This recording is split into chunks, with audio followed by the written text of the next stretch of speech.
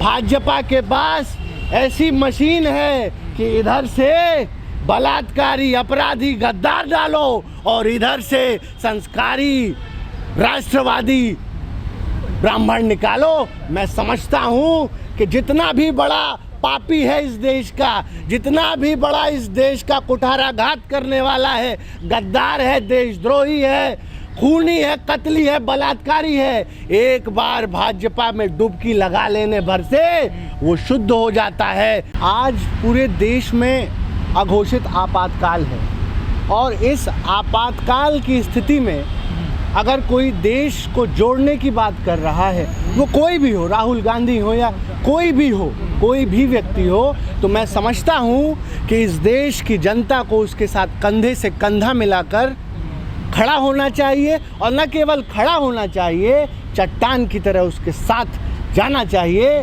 क्योंकि जिस तरीके से आज पूरे देश में भय का माहौल है, जिस तरीके से माइनॉरिटीज़ के ऊपर अत्याचार है, जिस तरीके से दलितों के ऊपर अत्याचार है, जिस तरीके से जाति, रंग, भाषा, हर बात पर भेद है, तो मैं समझता हूँ कि आज राष्ट्रीय स्तर पे भारत को जोड़ने की जो है ज़रूरत है। और न केवल राहुल गांधी, मैं समझता हूँ कि जो भी लोग इस देश से, इस भारत वतन से प्यार करते हैं, मुझे लगता है कि आज उन्हें फिर से बाबा साहेब भीमराव अंबेडकर जी के रास्ते पे चलकर, गांधी के रास्ते पर चलकर, सरदार पटेल के रास्ते पर चलकर देश को जोड़ने का काम करना। अग्निवीर भारत के इतिहास में सबसे बड़ा प्रहार अगर हिंदुस्तान की सुरक्षा पर है तो अग्निवीर है। अग्निवीर के माध्यम से इस देश की शक्ति को, इस देश के युवा के भविष्य को कुचलने की साजिश है। मैं समझता हूँ कि आज अगर हिंदुस्तान का युवा अपने घरों से बाहर नहीं निकला, इस तानाशाह, इस घटिया बदहाल अग्निवीर के खिलाफ अपनी आवाज़ को बुलंद नहीं किया, तो मैं समझता हूँ कि वही दौर आने वाला है, वही दौर, काला दौर आने वाला है जब तानाशाही इस देश में हावी होगी। लगातार ये सरकार, आज इनके पास कोई मुद्दा नहीं है और जब जब इनके पास कोई मुद्दा नहीं होता है तो हिंदू मुस्लिम, अभी आप कुछ दिन बाद देखेंगे कि हिंदुस्तान पाकिस्तान, लव जिहाद। आज इस देश को समझना पड़ेगा, हिंदू मुस्लिम, हिंदू मुस्लिम, हिंदू कितना बांटोगे। अब तो देश की जनता ये कह रही है, महंगाई से मर रही है, बेरोजगारी से मर रही है।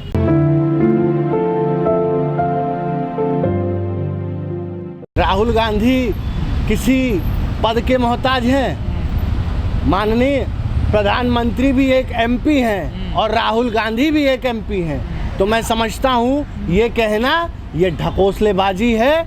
आज हिंदुस्तान को ये तय करना पड़ेगा कि सत्ता में जो लोग बैठे हैं, क्या वही भारत हैं? क्या आप भारत नहीं हैं? क्या ये व्यक्ति भारत नहीं है? ये भारत नहीं है, ये साजिश है, ये साजिश है और इसी साजिश के खिलाफ हमें लड़ना है। आज संघ के चश्मे से भारत को दिखाया जा रहा है, आज बीजेपी के चश्मे से राष्ट्रवाद को बताया जा रहा है। मैं समझता हूँ कि इससे बड़ा दुर्भाग्य इस देश का कुछ भी नहीं हो सकता है। और ये देश करोड़ों करोड़ लोगों से बन के मिलता है। ये देश, इस देश के दलित, गरीब, किसान, मजदूरों से निर्मित होता है। ये किसी संघ की शाखा से बताए हुए ज्ञान का मोहताज नहीं है। ये बीजेपी हमें नहीं सिखाएगी कि देश में राष्ट्रवाद क्या है और देश के प्रति जिम्मेदारी क्या है। आज जो लोग कहते हैं कि देश नहीं लुटने दूंगा, देश नहीं बिकने दूंगा, एक एक करके सेना जैसी सबसे प्रमुख संस्था को, सुनिए, सेना जैसी प्रमुख संस्था को जिस तरीके से ठेका पट्टी पर दे दिया गया है, मुझे शर्म आती है इस देश के युवाओं पे जो आज अब अपनी लड़ाई नहीं लड़ सकते हैं। इस देश के आरक्षण को, सामाजिक न्याय को किस तरीके से कुचला जा रहा है, मैं समझता हूँ मैं इस देश की जनता से कहना चाहूँगा कि निकलो घरों मकानों से, जंग लड़ो बेईमानों से, तब लड़े थे गोरों को, आज लड़ना है भारत के तोड़ने वाले चोरों से। देखिए, अभी आपने एक संगठन का नाम सुना PFI, उसके बाद से मदरसा, उसके बाद से तमाम वो हर कायदे कानून नियम इस देश में लाए जाएंगे आने वाले समय में, जिससे कि देश की जनता को गुमराह किया जा सके। और आज देश को प्रधानमंत्री नहीं मिला है भाइयों बहनों, देश को अभिनेता मिला है, एक प्रचार मंत्री मिला है जो दिन रात 24 घंटे 365 दिन झूठ बोलने की मशीन है। मैं समझता हूँ कि जब पूरी दुनिया आज AI की बात कर रही है, रोबोटिक्स की बात कर रही है, आर्टिफिशियल इंटेलिजेंस की बात कर रही है, स्पेस की बात कर रही है, 7G 8G की बात कर रही है, तो शर्म आनी चाहिए कि हिंदुस्तान के प्रधानमंत्री कहते हैं कि आज देश में काला जादू है, आज देश में टोना टोटका है। ये क्या आप दिखाना चाहते हैं? आप बात करते हैं सामाजिक न्याय की। हिंदुस्तान की बेटी, भारत माता की बेटी बिल्किस बानो के साथ सरेआम अन्याय होता है। प्रधानमंत्री लाल किले की प्राचीर से महिला सम्मान में बड़े बड़े लंबे लंबे भाषण देते हैं और बिल्किस बानो के दरिंदों को रिहा किया जाता है। और रिहा ही नहीं किया जाता है साहब, उन्हें लड्डू खिलाया जाता है, माला पहनाया जाता है। आज हमें तय करना पड़ेगा कि बाबा साहेब के दिए हुए संविधान के सीने पे चढ़कर ये मनुवादी किस तरीके से संविधान की धज्जियां उड़ा रही है। ये जो हिंदुस्तान को तोड़ने वाली शक्तियां हैं, इनको चुनकर भेजने का काम किसने किया था? भाई साहब, आपको ये समझना पड़ेगा कि हम सब ने ही इस शक्ति को चुना था, आपने ही वोट दिया था, हमने प्रचार किया था। इसलिए हमारी जिम्मेदारी है कि 24 में इन्हें उखाड़ के फेंकने का काम भी हम और आप ही करेंगे। आप ये बताइए, ज्ञान व्यापी ही नहीं, आज मथुरा भी लेने की बात हो रही है।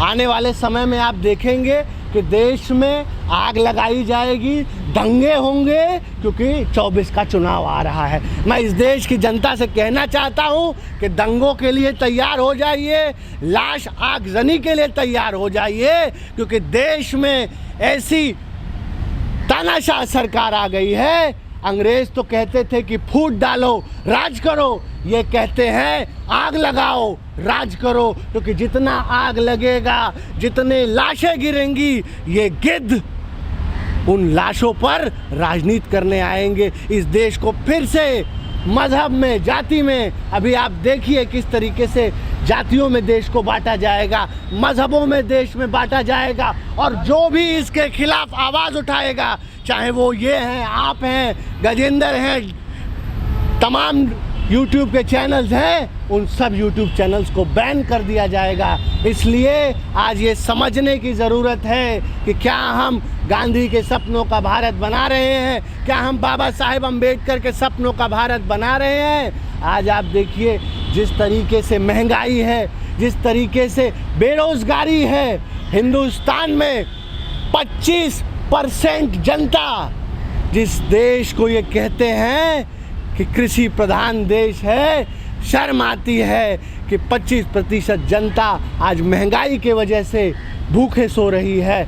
आज हर रोज़ 28 किसान आत्महत्या कर रहा है। हर 3 मिनट में इस देश में एक बेटी की आबरू लूटी जा रही है। हर मिनट दलित को, इस देश के दबे कुचले को दबाया जा रहा है। आप देखिए किसानों को किस तरीके से अजय मिश्रा टेनी का लड़का कुचल के मार देता है। भाइयों बहनों, इस देश में अपराधियों का बोलबाला हो गया है। इस देश में गुंडों का, एक गुंडा गृह राज्य मंत्री है इस देश का, जिसका बेटा किसानों के ऊपर थार चढ़ा देता है, 8 किसानों को कुचल के मार डालता है। इसलिए मैं कहना चाहूँगा और हाथ जोड़कर आप सबसे विनती करना चाहूँगा कि अपने अंतरात्मा की आवाज़ सुनिए, अपने भविष्य के लिए लड़ाई लड़िए, अपने बच्चों के लिए, सरकारी संस्थाओं के लिए, इस देश के लोकतंत्र को बचाने के लिए लड़ाई लड़िए, अपने घरों से बाहर निकलिए। नहीं तो भविष्य में अपने आने वाली पीढ़ियों को आप जवाब नहीं दे पाएंगे, क्योंकि आज सत्ता में ऐसे लोग आ गए हैं जो चाहते नहीं हैं कि ये देश आगे बढ़े, जो सिर्फ और सिर्फ सत्ता की भूख में इस देश को तोड़कर नष्ट करना चाहते हैं। इसलिए मैं कहना चाहूँगा कि आप सब कमर कस लीजिए, क्योंकि आने वाला समय इमरजेंसी से भी खतरनाक होने वाला है। धन्यवाद। जय हिंद।